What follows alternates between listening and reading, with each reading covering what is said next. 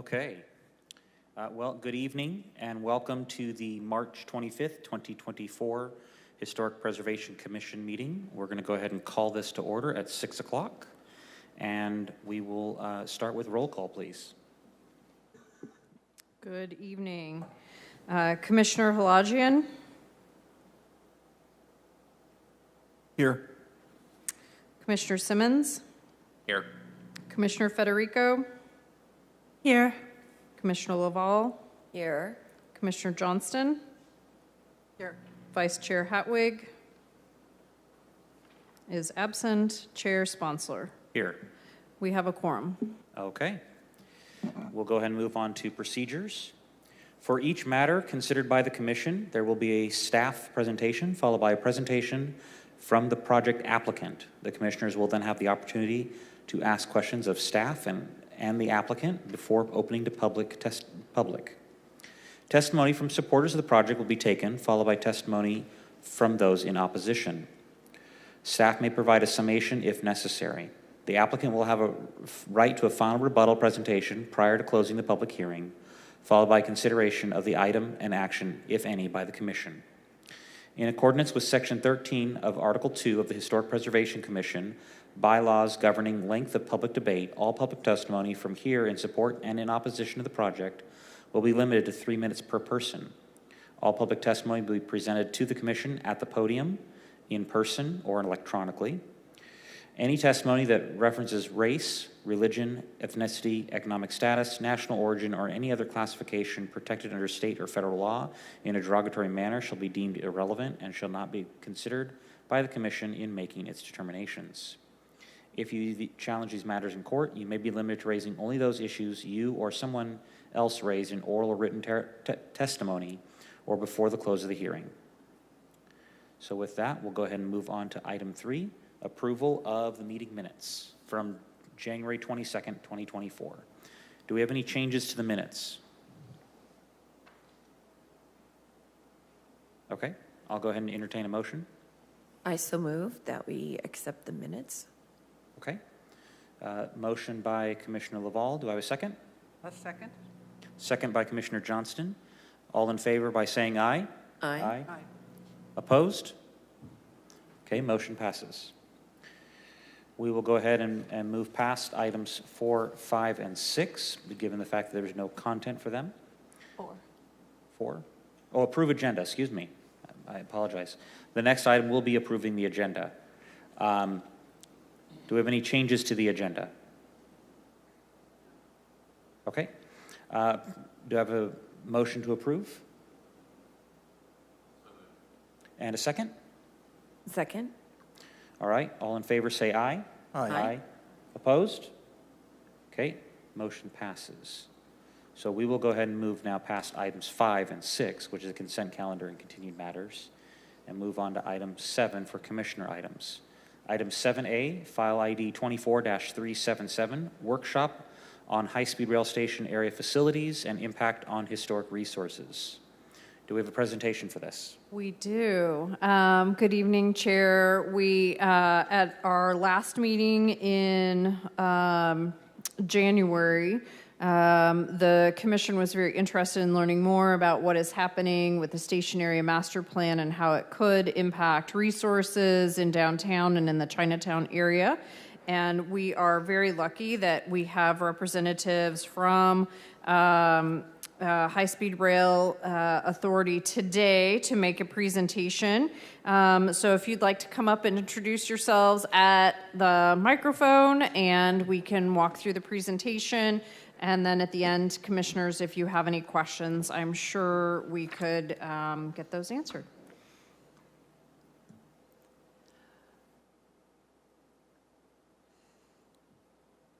Wonderful. Thank you so much, Jennifer, Ms. Clark, for that introduction. I appreciate it. Members of the Commission, it's really an honor to get to speak with you this evening. I'm here with my colleague, Melissa Goudreau, who is the technical lead for our work on a very specific resource on the high-speed rail station site. I'd like to take this opportunity to walk through the high-speed rail station design work, a little bit of our work more broadly in the station area and our engagement with community-based organizations, give you a brief update on the overall high-speed rail program, and then turn it over to my colleague Melissa to dig into specifically a presentation about the historic Fresno Freight Depot, Passenger Depot, covered walkway and Pullman sheds, which are historic resources on the overall station site complex for the high-speed rail station. So either in front of you or behind you or in your deck, you will see my first slide is a site plan of the high-speed rail facility in downtown Fresno. You can see that the facility is oriented on the Mariposa alignment axis, and it has resources that allow the station to serve both sides of the railroad tracks. Maybe just to ground you in the work we're doing, in March of 2023, our board of directors authorized us to execute a contract with a firm of Foster and Partners in Arup. They are our designers who are going to deliver final design documents for the Fresno high-speed rail station. So those are all of the new facilities we'll be putting on the site that enable passenger access in Fresno to the high-speed rail system. Per long-standing plans and ideas in the city, we have a station that spans both sides of the tracks, as I said, and that we understand is incredibly important because railroad tracks and other transportation infrastructure have historically divided communities.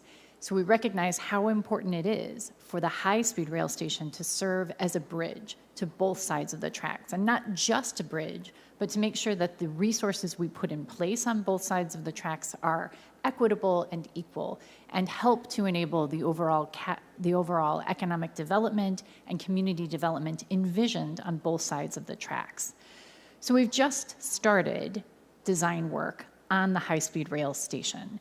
We carried out a range of activities. I'm sure all of you as professionals are familiar with the design process. So we started with our pre-design work, site investigation, and planning work, and that has manifested the concept that you see here in front of you. You can see that the high-speed rail station site is not just the station building and functional facilities itself housed within a train shed, and I have a few more views of that we can look at in a moment. But the station overall is a series of resources that serve to make it a multimodal station facility to enable the benefits of high-speed rail to be felt not just within the station itself, but also enable passengers to walk, bike, take pick-up and drop-off, sort of transportation network company type services, and vitally transit to and from the station in a very seamless way. We have a modal access hierarchy that focuses us on making sure that walking and biking and active transportation are at the top of our access mode because we recognize how people moving to and from the high-speed rail station will be then able to move more easily, comfortably into the overall surrounding areas and to bring, that footfall for economic development and other activities that are kind of catalytic in city building, which is very much a hallmark of why and how we've positioned the station where we have. The work to date, as you can see, has looked at the overall site. We've organized it so that resources are balanced on both sides of the station. We've worked very closely with local transit providers, with FACTS, as well as the range of transit providers who provide more regional service and rural service to understand their operating patterns and know where on the two sides of the tracks it might be best from an operational standpoint for them to land. We've also started some work with community-based organizations. We've been actively involved with city staff as well in understanding how we position different elements of the public space so that they enable surrounding development and complement the broader sense of the overall station area plan that Fresno developed several years ago. So on this, you'll see we've accommodated stormwater management through low-impact development type techniques and using that stormwater management as an asset for the station rather than just more, grayscale infrastructure type approaches. We've also focused on a pedestrian bridge that can be open even when we have to close our station for operational purposes. So you can see that pedestrian bridge is aligned with the Mariposa axis, which we understand, of course, is one of those important streets in Fresno. It's a place that's really helped to form Fresno overall. So that pedestrian bridge spans from the downtown side to the Chinatown side, and we've introduced bringing that bridge over G Street to an empty parcel in Chinatown, so that we're bringing that footfall and activity closer into the community. And we can build a plaza there that actually enables a place for people to gather, a place where we can do zero emissions vehicle charging and micro-mobility charging as an asset for the community, as well as just bringing that activity of the station closer into the Chinatown community. And then there's also an at-grade sort of front door into the station that also occurs from the Chinatown side. On the downtown side, there's always an up and over move you have to make to get to the Fresno station because we have to take passengers over the UP alignment. So if we go to the next slide, which I can do, there we go. You'll see what I'm referring to. Again, the station is intentionally a bridge for both sides of the tracks in Fresno. Very specifically, we see the opportunity for, we have to safely get our passengers up and over the UP alignment, which enables us to then bring them into this shaded, comfortable station facility. We are building a concourse over the railroad tracks so that people, when you come to get on high-speed rail, you come up to the concourse, and if you're headed north to Merced or if you're headed south to Los Angeles or Bakersfield in the short term, you can make that move from that concourse, and that concourse will have other station facilities and functions. We also envision this as a very shaded, comfortable, delightful set of public spaces for the community and for high-speed rail passengers, because we respect the climate and temperature of Fresno and the Valley. As I mentioned, we have been not just involved in the technical work around station planning, but have engaged with an extensive array of community-based organizations building on some of the station area planning work that we initiated several years ago. This is important for building partnerships with locally based organizations because I respect that we are trying to build the first high-speed rail station in the nation. We're trying to build the first high-speed rail system overall in the nation. And Fresno is a key place for that to start. And we recognize that there are things in the community and community building activities and partnerships that can add value to the station overall, and that needs to be responsive to the local context. So we've initiated this series of listening sessions and learning lessons from the community and understanding what those opportunities are and understanding how that relates in a very place-based way on the station site. Our participants have been quite varied. We have an extensive array of organizations we've been involved with. We'll be continuing this work in parallel to the station design work so that we're using this information from the community to inform how some of the spaces on the station are sized or programmed, and also understand where others can bring programming to the table, because we appreciate how an active and vital and well-organized and delightful station site helps to build out and help rebuild some of these places where the station is landing.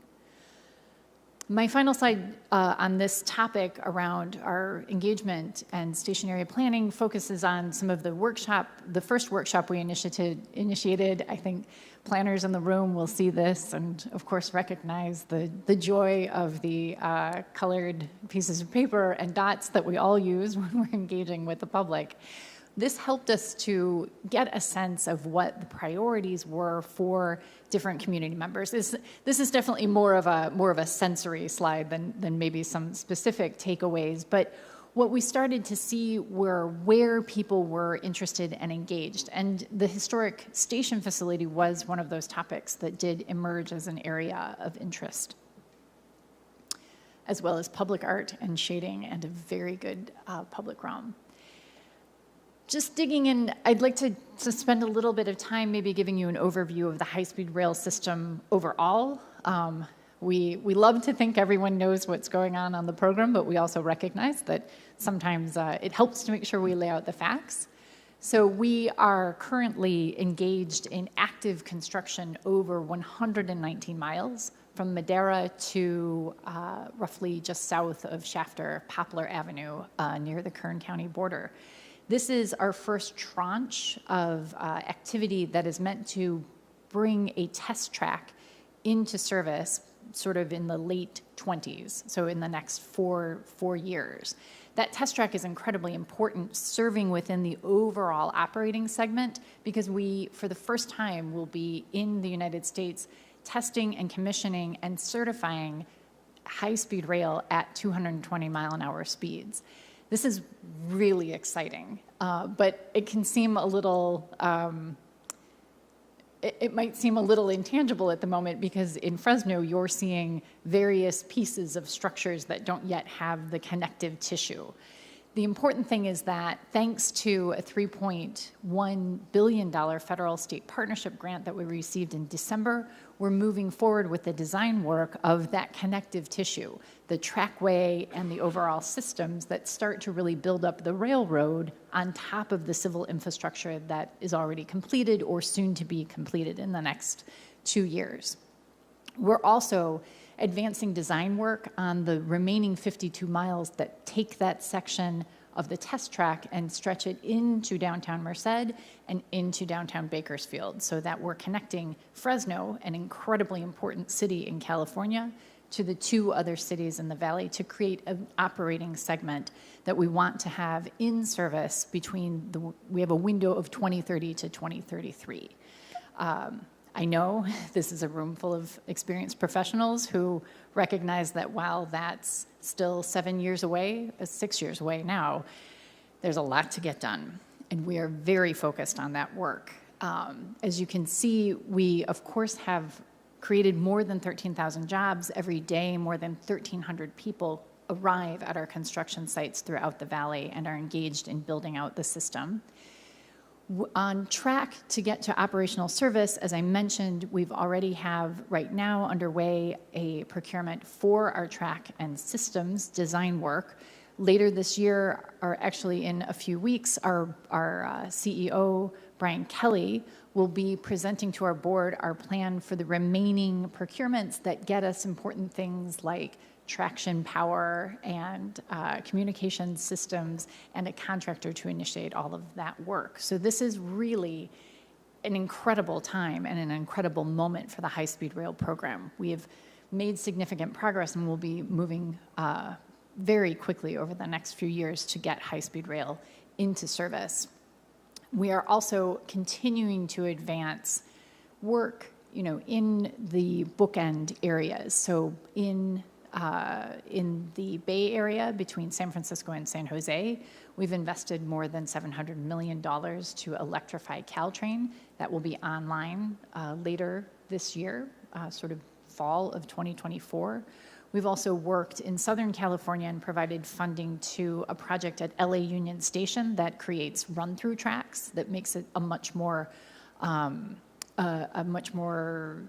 easily operated station overall. And we are interested in finding still more funding to keep advancing that design work where we can, because we recognize as we use design, as we spend funding on design, we start to unpack incredibly important issues relative to cost and schedule. This is a very quick overview of moving much more to a very granular level. We've taken you from the state all the way down to the historic Fresno station. In July of 2023, we received an award from the federal government of RAISE funds that provided us with $20 million to do construction of seismic retrofits to the historic building, and ADA compliant retrofits to that building so that we could use it for assembly purposes and occupancy. And we are also advancing design work on a plaza in the downtown side, as well as a plaza in Chinatown. And these are meant to be, we call them early site activation investments, and that name is very deliberative. We want to do placemaking and early activities on the station site so that they are an asset to the community, so that we aren't waiting for 2030 for the station to be ready, but instead getting parts of the station site, plazas, and the historic depot ready for occupancy and activity, ideally by 2027. That is the schedule we are working for under that header of early site activation. So I would love to hand it over now to my colleague, Melissa. I'd actually love to pause and see you've been very patient while I've taken you through quite a lot of information. I'm happy to take questions now, or I can hand it over to my colleague Melissa from Page and Turnbull, who is our project director for the seismic and accessibility retrofit work of the historic station. Please. Can I ask you two questions? First question, you mentioned something about gleaning information from stakeholders with regard to programmatic elements in the station. Mm-hmm. Did I understand that correctly? We are interested in, I know you're familiar with the ideas of placemaking and programming public space. And, I'd love to think that the High-Speed Rail Authority could do it all, but I recognize that programming and bringing activities and making sure events like arts events or food events or culture-based events are really better stood up or better articulated by people in the local community. So we're trying to create that space for those ideas. Is that in the actual station? You're saying there's program in the station that will support these events? Or I guess my question ultimately is what happens in the 165,000 square foot station? Is it simply a place for the train, or is it a place for people? Great question. Some of that square footage are platforms. And so we've had a discussion with the design team that articulating the square footage of the platform is not the most interesting metric to the community. So about 80,000 square feet is just the platform itself. They're 1,400 feet long and roughly 20 to 28 feet wide. But then other places in the station itself include, and in Fresno, that pedestrian bridge that spans the two sides and does have some spaces within it that we think could be areas for activation, maybe smaller vendor carts or others. We still are exploring that, and we'll be exploring that in detail in schematic design. Within the station itself, there'll be vendor spaces and then places for you to wait for the train. Great, thank you. Second question. Yes. Is Foster also designing the two plazas? Foster and Partners and Arup are designing the plazas in the downtown side and Chinatown side. Nice. Thank you. Yes. Could I follow up with that, with Paul's question? The size of those two plazas and the plans for those plazas, and who in particular would have responsibility for programming in those plazas once they are established. Is that a transportation hub responsibility, or is that a city parks and rec? Is that, what happens to those community organizations have say-so programming in those plazas? Right. I'm going to pull up the slide that can kind of help orientate us. So on the downtown side, you'll see on this slide there is a nice green circle with a ring of other trees in that circle. That is the plaza space on the downtown side we've identified. We, as part of the grant, have requirements in our grant to make sure there are electric vehicle charging spaces, particularly to make sure we're serving the historic depot with electric vehicle charging and ADA compliant electric vehicle charging, as well as micro-mobility charging. But then the rest of the design and program of that plaza is work we'll be undertaking and initiating as soon as I issue a task order, probably tomorrow with my team. So that work will be, that design work and engagement with the community is to take place over the next several months to get to a final design by the end of the year. I'm not sure I got all of your questions. That size of those plazas in relationship to the size of the station. Great question. The downtown plaza is roughly an acre in size. It's quite a sizable plaza, and I think we are going to investigate maybe the size and feel and ultimate layout of that plaza to make sure it's that it can be well programmed. And then on the downtown side, we are still doing some analysis of where a mobility hub would be best of service to the community, as well as, some tricky technical requirements relative to the availability of electricity and where PG&E would be willing to allow us to do high capacity charging in Chinatown. So we're investigating several sites on the Chinatown side. That will be a slightly smaller plaza. And that's Yeah. part of the question too, is that seems, from what we can see, seems significantly smaller. Am I just not seeing? Well, there will be size? multiple types of plazas there. So where it has parking on this map, I think we have another illustration. We are actually investigating that for the mobility hub destination and adjacent plaza. But then you can see on this map as well, between Mariposa and Tulare Street, we actually do envision that place where the pedestrian bridge is landing to be a plaza in Chinatown as well. That's probably roughly an acre, give or take, how the facilities land there. My thinking is, Please. if the plazas are going to be attractive to draw people there, and of course Chinatown has been historically shortchanged as an attraction, is there thought in terms of essentially how do you make the Chinatown really attractive to get people to the plazas, not just to the station? Right. I think if I heard you, and I'm sorry, I couldn't quite hear everything. You were very focused on how do we make the plaza in Chinatown attractive? Yes. Yes. Well, I think we'll use some of your classic design tools relative to shade and street furniture. We'll be engaging in a few conversations with local community-based organizations to understand what does attractive mean there? What would be relevant in that place? Okay, Yes. Thank you. Of course. And I had a brief question related to Chinatown as well.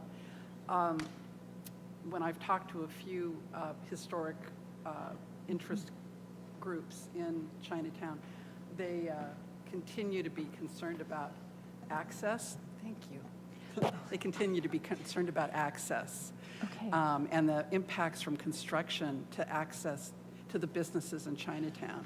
Yes. And do you have any idea of when that might improve right now? Because, when businesses have problems, they can get abandoned, and that can lead to buildings getting abandoned and problems with historic preservation. So you have an idea of when we might start to see access improved in Chinatown? We do. I'm here with my colleague, Tony Tinoco, who is the Deputy Regional Director. She's based here in Fresno. And I think we're aware of the Tulare underpass. And I know we have a goal of achieving the opening by the fourth Yes. quarter of this year. So by this fall, we want to have Tulare Street open. And then right after Tulare Street is open, we want to have Ventura Avenue open as well. So we've been working very closely with the Chinatown Fresno Foundation, making sure that they have all of the information they need, addressing their concerns, a lot of the small businesses that have been impacted, their access, making sure that we are keeping that line of communication open, because we understand Tulare Street has been closed for some time, and we're trying to make sure our contractor is pushing back their schedule or pushing ahead with their schedule and getting that piece open, because it's critical for the rest of our work in Fresno. Right. Thank you. So fall for Tulare Street is your your ambition at this point? That is our goal, and we've been communicating with the mayor's office, city manager's office, trying to figure out ways, and working closely with Union Pacific, because that's a key part in trying to get their train active and restored on their shoe fly, so we can actually, I can move closer, so we can get that underpass open as quickly as possible. And which Chinatown, whoa, we're all loud. We're all loud. I woke up. And which Chinatown groups did you say you were working directly with? I'm just, so I can write it down. Sure, Chinatown Fresno Foundation. I know Jan is heading up the foundation along with Morgan. They have a few new board members that we're trying to make sure we're engaging. They've been very active, making sure that they're up to speed on our construction closures. We've done some improvements along G Street, trying to get some of those intersections opened. And then I know the city of Fresno has quite a few projects now that we're trying to coordinate with in Chinatown.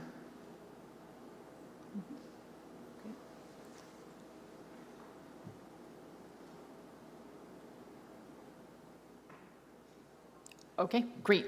Yeah, I was going to say we can go ahead and move on. Please. Yes. Now we come to the heart of the work relative to the historic station, and I'll hand it over to Melissa. Thank you, Meg. It's always exciting listening to Meg talk about this grand project. I'm here just to highlight what Page and Turnbull has been working on with respect to the historic buildings at Fresno. We and a team of consultants were brought on board to address seismic upgrade and ADA improvements at the station.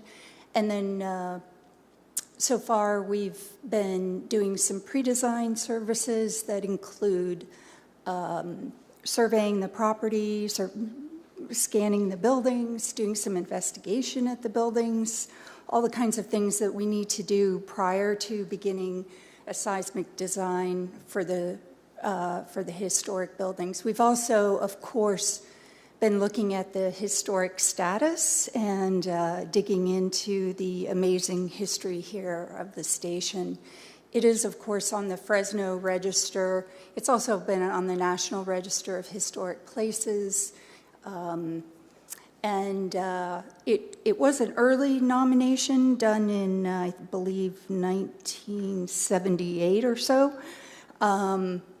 So Page and Turnbull has done a little bit further historic research to identify what we feel is a period of significance, and our recommendation is 1889, the year the first portion of the station was constructed, to 1932, which is when the last major piece of the building was constructed.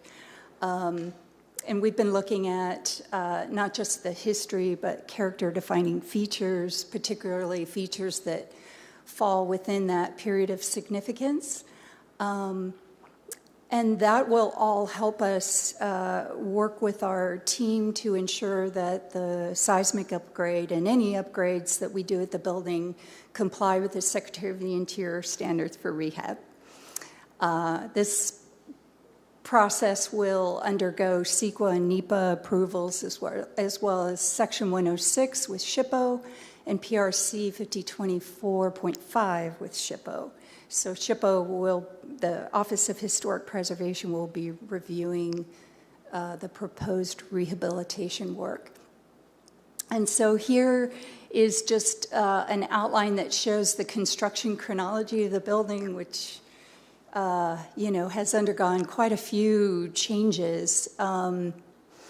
The original wooden train station was built on this site in 1872, and we think that might have been one of the first buildings in Fresno, put Fresno on the map. This station was completed in 1889 on the same site, and then you can see went through numerous projects that sort of shaped what we see today. Significant rehab occurred in 1916. That is when the interior of the station was completely renovated. So I think a lot of the so-called historic features that we see in the building date to that period. And also, stucco was added to the brick exterior of the building, originally a Queen Anne style building, but at the turn of the century, style taste changed, and with the rehab, you'll see that more of a Southern Pacific kind of flair was added, and stucco was added to the exterior. Another major rehab occurred in 1930 when second floor was added. And 1932 is about the last major addition, second floor addition on the freight building. So here is a diagram showing the different periods of construction on the building itself. All pretty fascinating when we're looking at materials within the building and making sure we understand what dates to what period. And we've looked at character-defining features that are of that period. And we've done significance diagrams to show 3 categories of significance: significant, contributing, and non-contributing. The significant and contributing features do date to that period of significance. The non-contributing are mostly interior remodels that occurred to completely transform the use of the building into office or even a charter high school in the early 2000s. So those interior remodels, we feel, do not signify the historic significance of the building. So those are sort of marked out in gray as non-contributing aspects of the building. So yeah, as I had described, we've been spending a lot of time doing some investigative work to inform the seismic upgrade.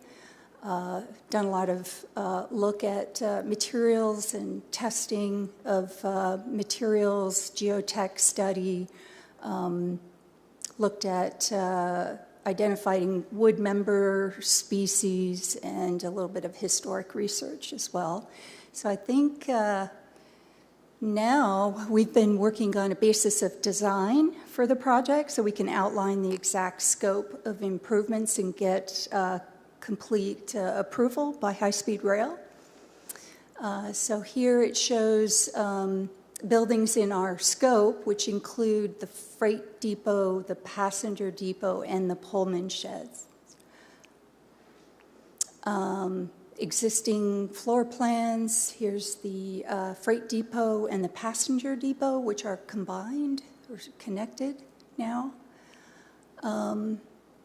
And we are outlining basis of design scope, which does include, as primary aspects of that scope are the seismic retrofit and accessibility upgrades, but we are also going to be doing exterior envelope repairs to make sure we have a good weather-resistant shell. Some architectural repairs on the interior, particularly at locations of seismic work. Some improvements in the main lobby area. We will be adding ADA restrooms and a path of travel into interior. Ground floor spaces, we'll be adding an elevator, so in the future, second floor spaces are accessible.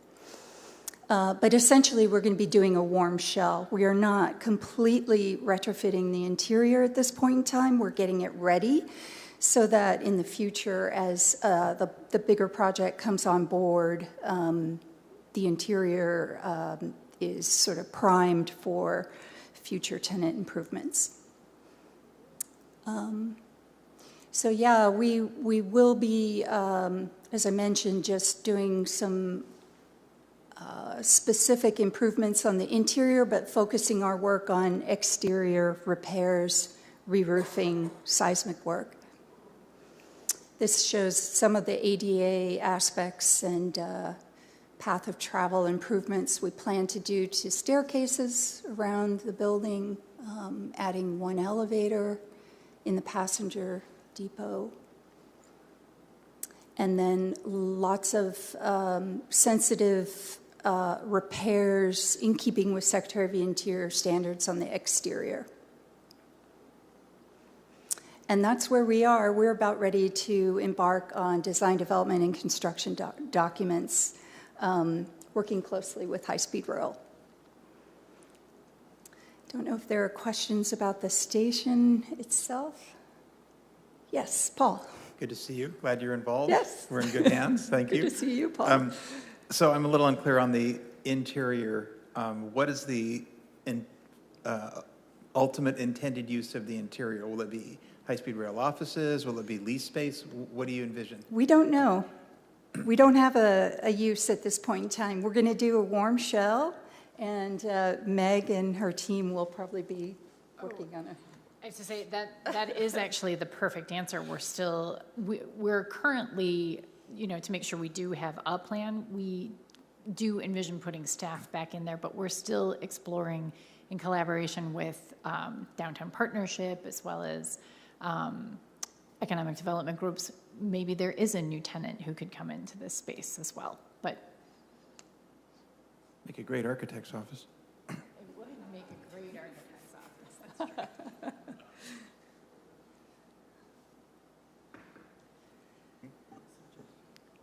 All right.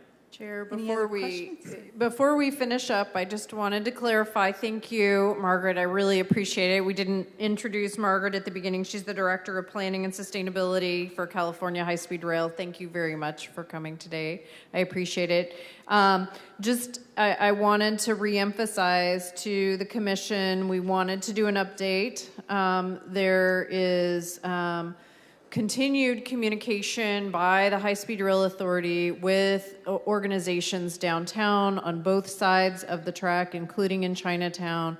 There is no intent by the High Speed Rail Authority or by the City of Fresno to remove any historic resources in Chinatown and to have an impact on them. And as you can hear, both Margaret and Melissa have worked really hard to not only engage the community, but also to ensure that we're protecting our historic resources that we have. So we got a little bonus hearing about the downtown historic station, which is really exciting to hear that it's going to lead up and be done, hopefully, before some of the rest of the improvements downtown. So thank you again for coming tonight, and Chair, thank you for permission to speak. Yeah, thank you. And again, thank you very much for coming and explaining everything to us, because, obviously this is something that's near and dear to us, because it's, like you noted, the first station was built right there. Well, essentially that was the birthplace of this city. So it is a critical aspect of it. So that's all I had. Anybody else?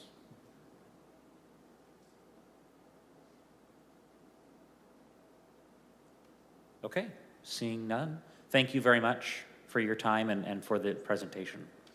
Thank you for the opportunity. All right. We will go ahead and move on to item 7B. This is a staff, this is just a workshop, so this does not have to go out to public, just as a notification, yeah. So we will move on to item 7B. This is a staff update of the revised resolution to include 3504 East Huntington Boulevard as a contributor to the Huntington Boulevard Historic District. So do we have a presentation for that?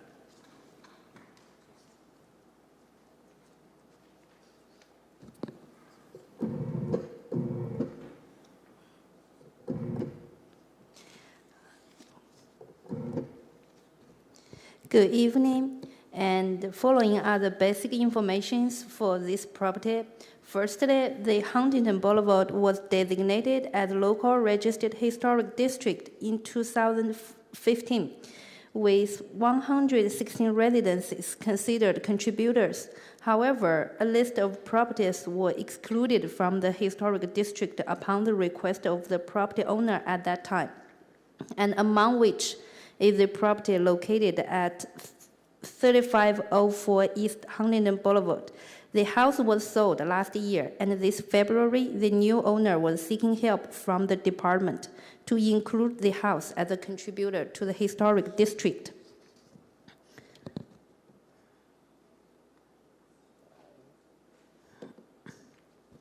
The house at this address is a two-storied Italian Renaissance house built in 1939. The major architecture features include multi-gabled roof, stucco walls, dentil cornice, shutters, double-hung windows, and etc. On the screen, there are two photos showing the major facade of the building. The photo was taken in March 2024 and July 2013. The comparison indicates that there's no substantial alterations since last survey conducted. And here are another two photos showing current condition of this house. It is not hard to tell that the house still have a high degree of integrity. Considering this, to include the property as a contributor, preparing an amendment to the original resolution will be the next step. So that concludes the background and our next following steps for this item. Do you have any comments or suggestions? Okay, any questions from the commission?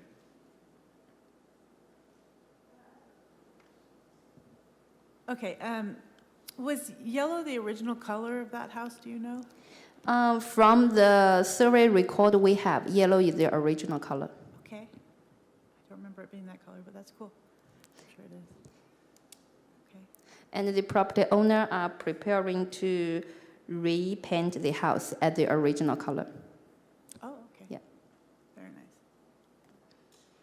I know that Commissioner Halajian and Commissioner Simmons were on the commission at the time when this was originally taken forward, the entire district. This was recommended for approval. The City Council ultimately allowed property owners to self-select out of the district. This was one of those properties, and we are just so thrilled that we're able to take it back to the City Council at the property owner's request to add it back in. So it doesn't change your original recommendation, but we thought it was really important to bring it to your attention. Dr. Chen has done some amazing work with the property owner and overcoming a language barrier because Dr. Chen can speak to the property owner in Chinese and is able to communicate with them and because they weren't otherwise able to communicate with us. So it's worked out really, really well. We're very excited to have them interested, and so this will be moving forward to City Council, and it's just an amendment to the original resolution. So there's no action by the commission, but we definitely wanted to give you an update on it. I have one minor comment. The description of it described it as gabled roofs. They're actually hip roofs. I don't know if that matters, but I don't see gables on there. I'm sorry. It's okay. Can I verify that the address is, because there's two addresses listed. Is it 3504 or 3045? 3504 East Huntington Boulevard. Okay, so in the agenda, it has the 3045 listed with the exhibits. Oh, in the attachment. It's to amend.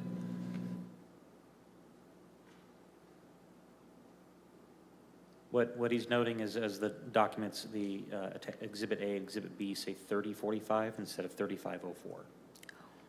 So just as a note of that, before you take it before council to make sure that that's corrected when you attach those documents. Otherwise, I think it's a wonderful thing that we're able to add that back and that it is coming up from the property owner. We know that oftentimes we have, we know that the council definitely wants to make sure that the property owner is interested in it, so we know that that's a good thing. And we also know that with having their interest in it, hopefully it will remain a valued treasure to that district. With that, I think that that completes that item. So we will go ahead and move on to item 7C, And that's the update regarding the start of the Fresno and San Francisco mail route.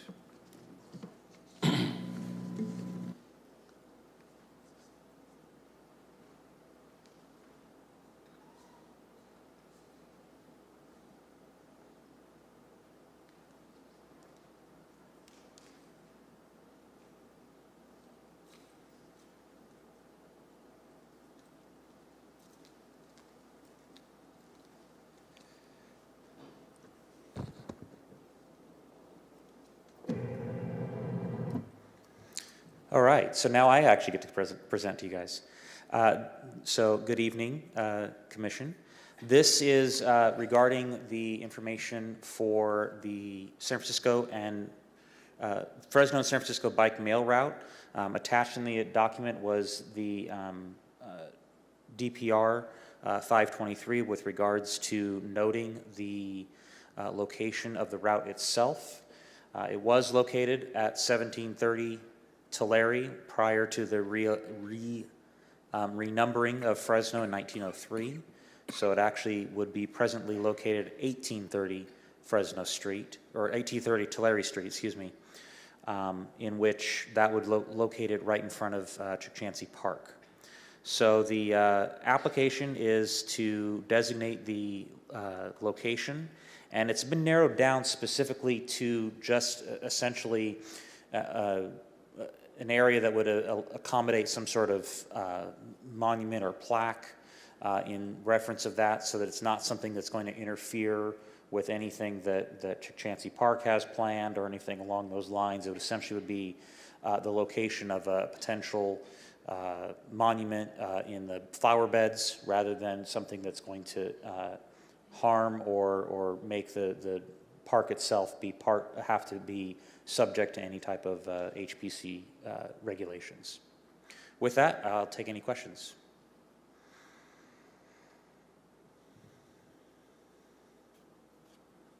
So this is simply to designate somewhere for something, is that right? Essentially, you could put it that way, yeah. It's to designate the location for there to be a potential monument in the future that would indicate the start of the Fresno and San Francisco bike mail route, with that mail route being used to, in order to maintain communication between the inland parts of the state and the rest of the country, essentially. Because what it was is that they had the main location was here, but there were other satellite bike runners that were coming into Fresno that were then dropping the mail there, and from there it was being driven through different runs of relays of cyclists all the way up to San Francisco and back.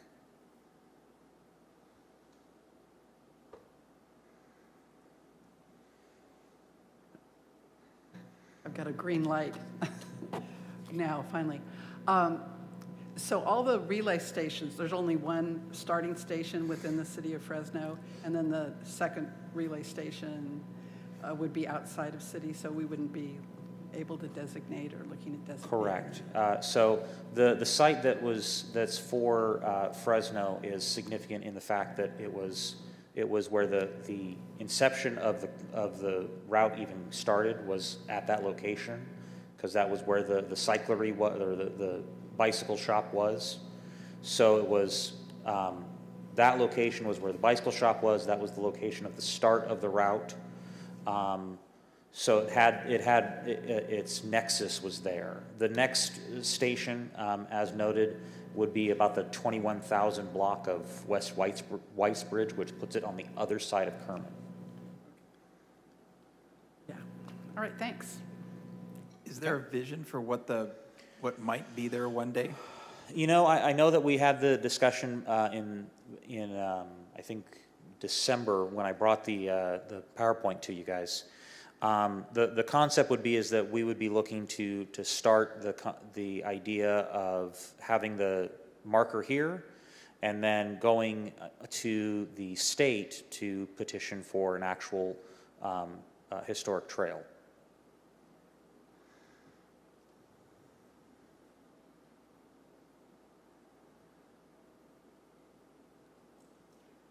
All right. With that, I'm going to come back up there.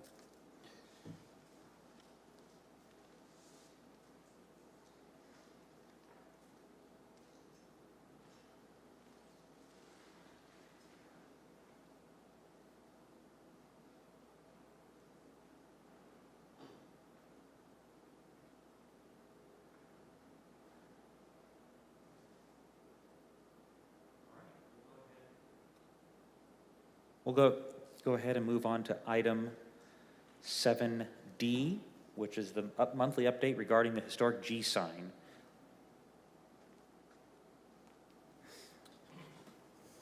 Good evening. My name's Craig Spees with the State Center Community College District. I want to give you a brief update on where we're at on the guarantee sign at our Fulton building and next steps to start designing and building the new sign. So I'm sure as you guys are aware that we were able to successfully remove the G sign on the 3rd of February. And we did it safely, which is the most important. We ended up removing the entire sign, so we cut it at the bottom of the sign and removed the entire sign and all the internal components, just based on, again, safety and making sure we were able to remove it.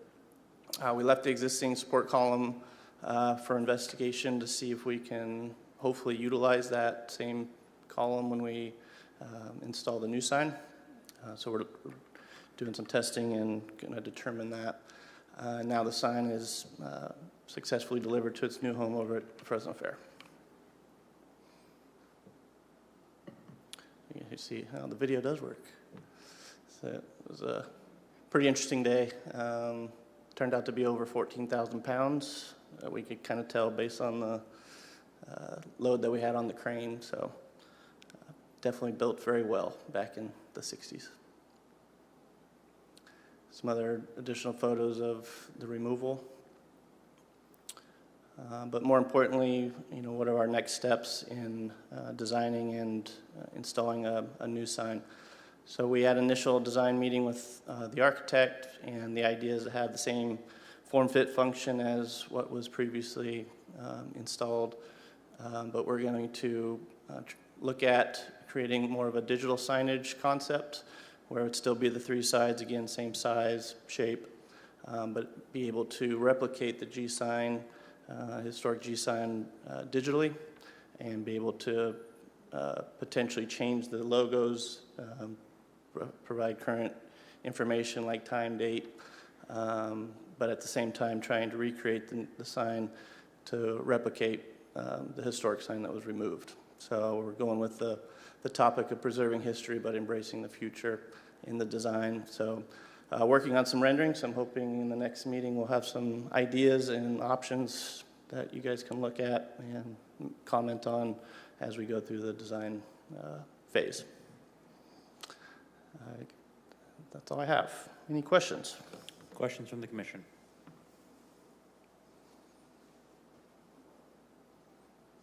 Okay. All right. Thank you. Thank you.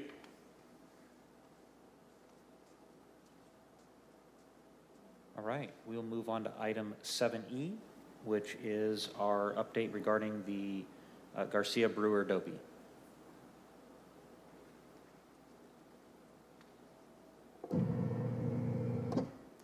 Unfortunately, the property owner could not make this meeting, so I will give you an update about the Adobe building. This item is located 5901 West Shaw Avenue. Following is just some general information to refresh your mind because this project has already lasted for a long time. It is local registered with HP number 227. The timeline shown in the PowerPoint provides some basic information regarding the project's process. In January 2007, the HPC approved the use of the building as storage facility with the condition that preservation of the Adobe house is needed. In April 2022, the deterioration status brought the building to attention. Mitigation measures preserving the historic wall features and incorporate them to the new design was approved. Several mayors were conducted during this time to provide temporary protection. During this time, back and forth communications and meetings between the property owner, the planning department, and the committees were held to promote the project. The latest one was held in February 2024. The staffs and director-elect meet the property owner at the city. The property owner stated the technical and economic hardship he was facing at that time. To help deal with this, a list of professional contractors and potential developers were provided. In middle March, after reaching out to the contractors and developers, the property owner reported back, stating that he has already reached out to them and he haven't heard back from any developers, but he do heard back from the professional contractors, and 2 of them has already provided him their strategies and the estimated cost. The first contractor have an estimated cost around $250,000, and their strategy is to take down the walls brick by brick, then put it back. And additional engineer and architect is needed. And the second contractor have an estimate around $20,000. And the strategy is using plywood to stabilize the wall during the demolition. The property owner stating that he do have the economic concerns regarding the projects, and he is seeking guidance from the HPC about the next steps. So this concludes the update of this item. Okay. Any questions or comments from the commission? Don, I know this has been a thing on your radar. Yeah, for a long time. The cost difference there, $20,000, you said was essentially plywood reinforcements. Is that what I understood from the report? Yes, based on the property owner, it's around $20,000. And the property owner is a little bit worried about the statement from the contractor that there's no guarantee the structure will there during the demolition work conducted. Yeah, that should be a concern. Are you Go ahead. finished up? Okay. Yes, I had a comment. I'm very concerned. I think everybody's concerned that this Adobe has deteriorated significantly, and it seems to be deteriorating really quickly. We're going to lose, a tremendous amount of information and data on it. And it occurred to me during the Architectural Review Committee meeting that perhaps we might want to look at a Habs Hair documentation.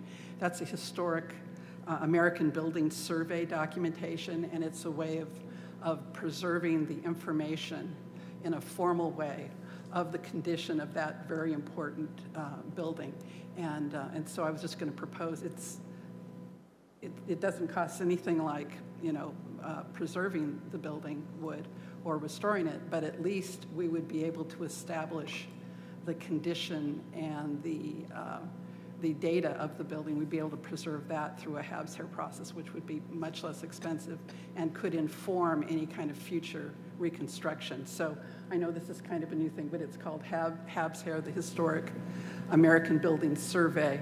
And there is standard precedent under CEQA to use Habs Hair documentation as a type of partial mitigation for these kinds of situations. So I just thought I'd bring this up as something where, as a stopgap, at least we can preserve the data, the information, and the condition of that building as it is now for future, if we need to want to reconstruct it in the future. So it's that's just my suggestion, is that we consider Habs Hair, at least as an initial, until they can come up with a permanent way to to stabilize and improve the situation.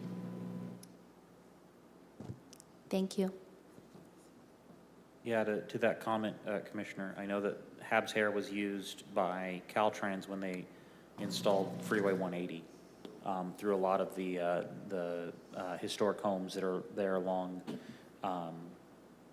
Van Ness and Fulton and in that area. They did Habs Hair all along within basically 500 feet or 1,000 feet, I think it is, of the actual construction of the freeway. They did Habs Hair on multiple properties. So I see what I understand what you're saying, and I think that's good. You know, that is something that definitely needs to be done, at least in the interim, but not as a alternative to actual stabilization and preservation of the home, of the property. Yeah, I kind of find it. Is this a new property owner from the time that they actually completed the first phase? Do we know that? Yes. It is a new property owner. So they built the first phase of the apartments and then they sold those off to somebody else now? I think this property owner, the first property owner kind of sold it, and this property owner stayed with this project for a pretty long time. Okay. So this is the same property owner that we had in 22? Okay. So I do find it kind of disingenuous when he says that there's a financial situation, because of the fact that if it was to fall over tomorrow and melt back into the ground, he'd have no problem putting up his clubhouse. He'd have no problem with moving on with phase 2. You would see him literally pulling permits 8 months from now. So I find it a little disingenuous when he says that there's a money issue. No, it's the fact that he doesn't want to do what we've asked. So I do think he needs to find needs to continue to look for different partners. That 20,000, I do agree, is a bit sketchy, because that is way, way under what the other ones are. 250,000 sounds about right. So thank you. I was just going to say, I think we need to continually remind him of the conditions of approval. And we've already allowed him to stray from that, and we need to continually remind him of what he committed to. Okay, thank you. Yeah, agreed. Because I think conditions of moving on to any future phases was the actual protection of that building. Right. So if he wants to try to let it fall apart so we can move on, the conditions of approval it has to maintain. He has to maintain those walls, so he won't be able to move on to phase 2. All right. Anybody else? Okay. We'll move on to item 7F, which is the update on our regular monthly topics. So starting with staff updates.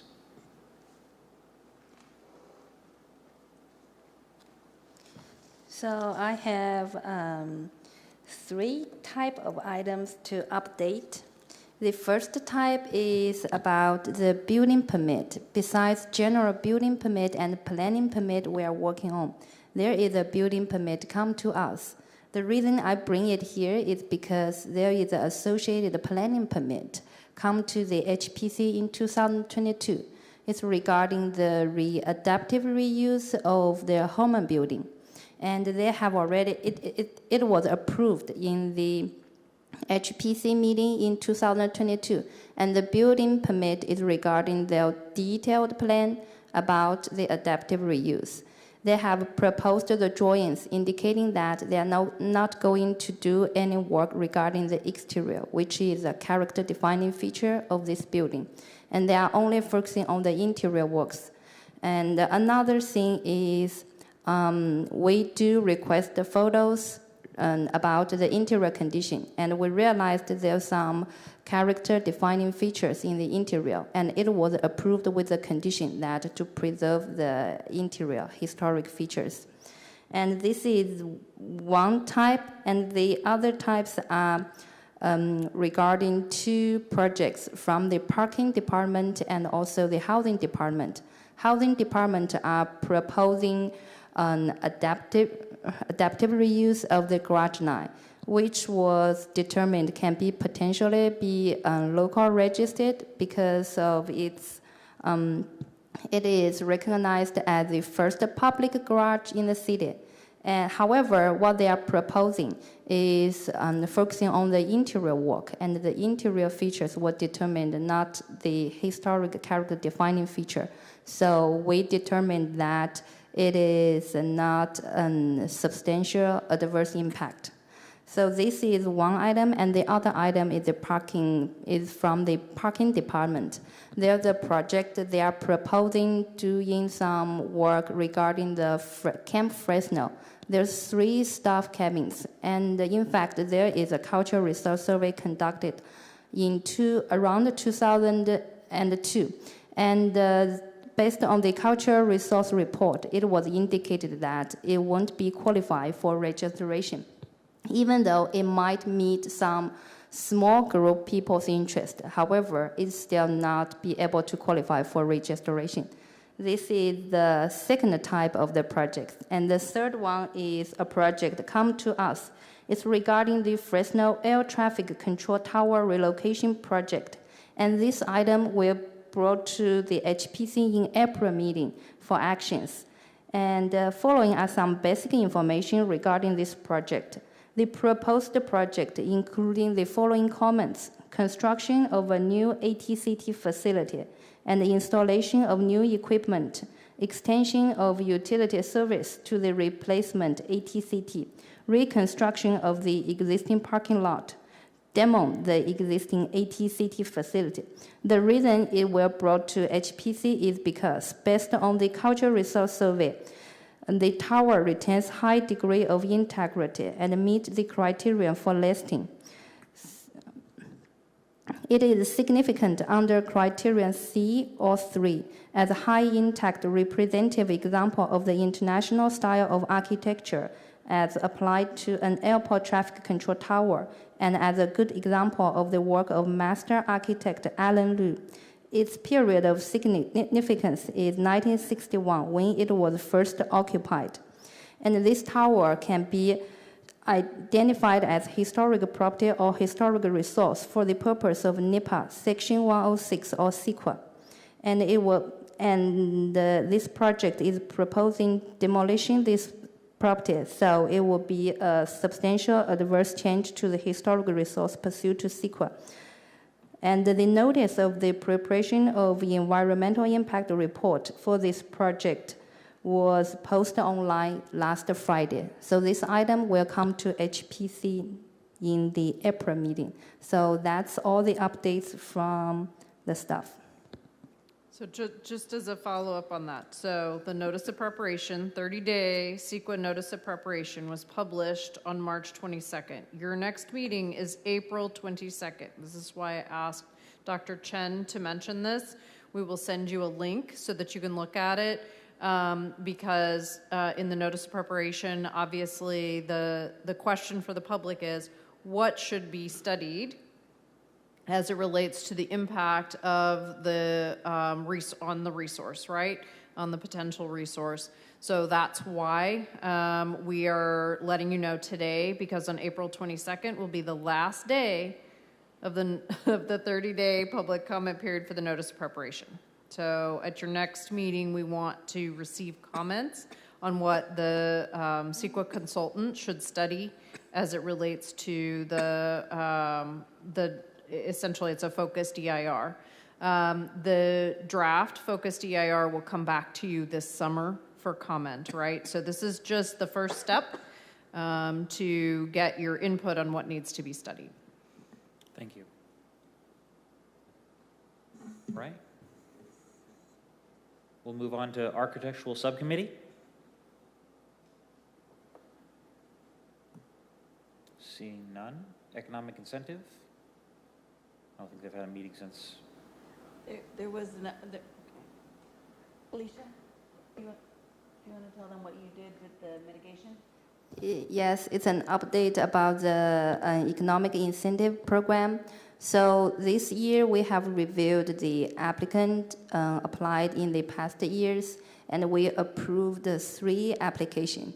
And there's another application we haven't approved yet, but we sent the pre-approval later because the applicant is stating that in the application package, the work will be completed in the end of this year. And besides the mitigation program, currently we have organized and find that we have 31 involved under the mills contract. So we will start this inspection soon, and we are targeting to get the inspection done before summer camp.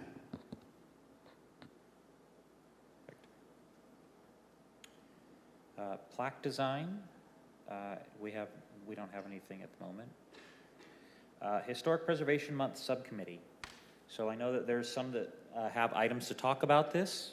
I'm hinting to a couple commissioners. Okay. So we have had, I believe, 2 meetings, I believe we actually did have between the last time that we've met and now. We have gone ahead and started to look at preparation of how we're going to kick off the event. I know that Commissioner LaBalle is going to speak to that because we're going to be actually do a full kickoff event on May 2nd with regards to Historic Preservation Month to make sure that it kind of gives it a little more interest and emphasis than it did last year. One of the things that we've also discussed is with our open house days, as we work with those that have properties that would be part of that open house. Last year we know we had some properties that were not, they were kind of great, you can come look at the outside and there was nothing there. So we are looking at having some sort of a QR code or a digital display that takes you to a page that'll indicate information about that property and its significance and things like that. So that there's actually something that even if there is a tour and there's nobody there, you can actually still get information regarding the significance and what's going on with the property at the time. But I'll go ahead and kick it over to Elizabeth to discuss the kickoff.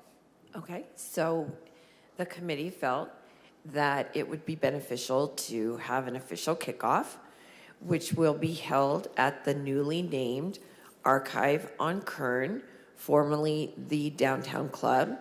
It is going to be the home of the Fresno City and County Historical Society Archive forevermore. And so there will be, because it is Art Hop Night, we thought that it would be beneficial to incorporate our kickoff event. The commissioners and others are welcome to submit ideas for things that could be happening in the building. We will have some ideas and showcasing what the archive will be looking like, and we're happy to host other types of ideas. We will be pulling a day license for the bar, so the bar will be open, and it will be a fun event. At that time, we can share quite a list of myriad of other activities that will be happening throughout the month of May.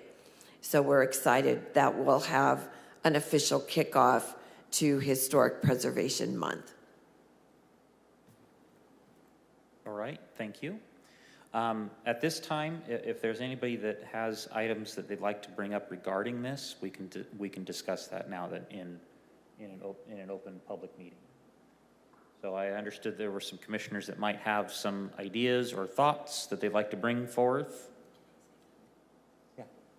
One second. I'm going to let. It was also discussed at the committee that it would be desirable that other commissioners work to come up with an idea or more to participate in some of the plans, because everyone has a different perspective, and we do have quite a list of things that we would like to do, but everyone's participation is welcome and encouraged. Commissioner Federico. Okay, I had one idea. Of course, not sure how everybody else thinks about it, but that's why I'm saying it. Federico College is 77 years old this year, and it's a historic, obviously, business. It is not in its exact same location that it started in Fresno, but everything else is pretty much the same other than modern things. We have lots of historic documents, artifacts, photographs, things that, and the QR code we could do. So I brought it to my sister, who is the actual owner, and she said she'd be delighted to do that. So if it's not a conflict with anything, it's a suggestion, I guess, that we'd be happy to do. Okay, I think the committee can take that up and look at that for sure. We'll just need to get that information. And if you have a preferred date or time, please include that in that information.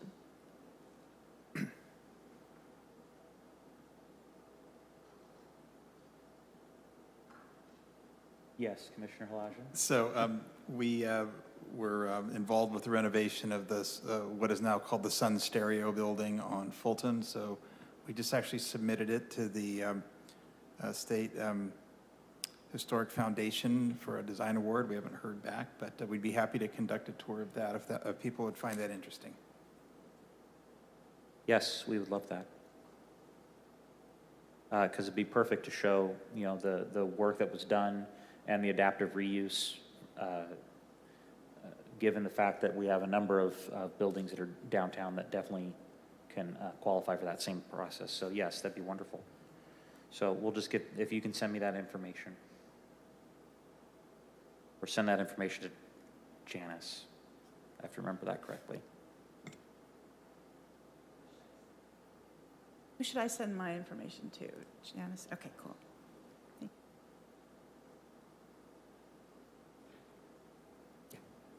It's our intention to draft, as per recommended by city staff, that we draft a press release to be sent out through the city. We hope that that will encourage others that won't hear about it otherwise to learn about the kickoff event as well as the upcoming events throughout the month. And at the kickoff event, we will clearly have a final list of different activities that will be taking place. So the sooner we can get the information pulled together and finalize our calendar, the sooner we can get the press release to the city to get it on the schedule to be released through their press information services. Yep. And what we do also know, I know he's not here tonight, but there has been a response regarding that, is that he is Commissioner Hatwig. He is actually working on a beer that's going to be a clone of the Bohemian Lager that used to be made by Fresno Brewing Company. So that will also be available during the month of May. And then one final thing with regards to that is we will probably be sending out through Janice some requests for assistance on a few things here and there to the commissioners with regards to, hey, can you reach out to XYZ? Hey, can you help us with this or that? It'll be one or two things, but that will be coming through Janice to get your assistance on. Another update on this topic. Okay, perfect. I'd just like to chime in on Chairman Sponsler's last statement. It would be highly desirable if all commissioners were available to be at the kickoff event, primarily to help people learn about historic preservation, what can be done in the city, and we should plan to have resources there because we will expect a pretty good gathering through, as it will be promoted fairly heavily. And so it would be wonderful if people could meet the commissioners and learn about what this committee does, as well as opportunities for historic preservation that are provided by the city of Fresno. Okay, so my updates is about the bike through history, and the preferred data is May 18th. They want to avoid Mother's Day. And they are seeking advice from HPC regarding the stops. And also they want me to represent them to ask Chair James Sponsler whether he is willing to be the tour guide.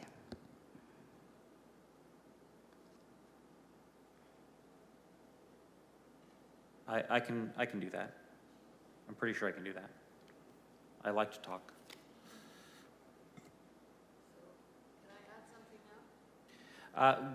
So we'll take that at public comment, but absolutely, I'll take down the notes. Chair. Yeah. What, I would appreciate if there are specific needs from the city that at your next meeting that you finalize your calendar and you provide those needs to us so that we can be supportive.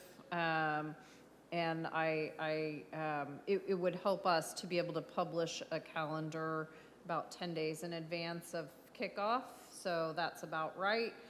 That gets us there. That would be super helpful. And if there are specific things that you need us to acquire, provide, et cetera, advance notice of at least 10 days on each of those is super helpful. Our intention is to probably have a calendar to you before mid-April. That'd be fabulous. Yeah. Fabulous. Thank you. All right. We'll go ahead and move on to item 8, a chairperson's report. So I know typically we've been told in the past I don't have a report. So I do have one thing to note. Is one of the things that's been that I've noted of recent with regards to our discussions that we've had with the the Realtors Association is that we actually have started to see now more on MLS as they've come up, actual notation in the description that this is a historic property. So there's been a number of them that have actually come up recently.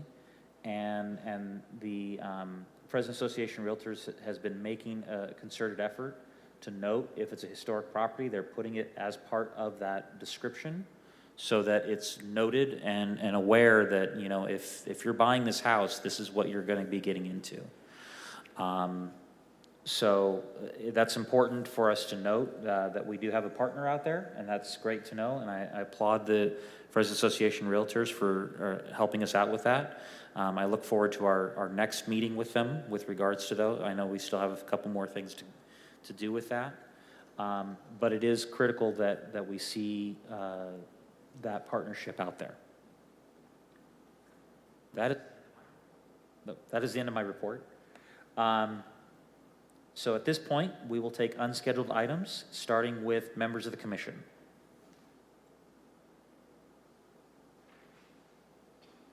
Okay. Any from the staff? Okay. Now we will take general public. Go ahead and come on up. For the record, state your name, and you will have 3 minutes. Linda Scambray. You always get to finish. You guys get to go home now. Number one, if the event at May 2nd is an art hop event, it would be lovely to have Pat Hunter paintings, which are historically based, and the books that she has that are on architecture of Fresno. And if you'd like, I can ask her about that. And one of you maybe could come and pick what you'd like. And maybe we'd have to have some easels. She probably has easels, but we could figure that part out. Okay, number two, with my 3 minutes here. On May the 25th, we're having a Veterans Cemetery cleanup like we did last year. James, you came with your daughter and was a very helpful person, your daughter, a star of our show. And we will have a one-day event. It's pretty clean this year because people have been working on it during the year. And we'll have a cleanup, we'll plant the flags, And we hope to have a young Boy Scout who plays taps in the afternoon. It's just inspiring what he can do. And then the third item I have is I had a question.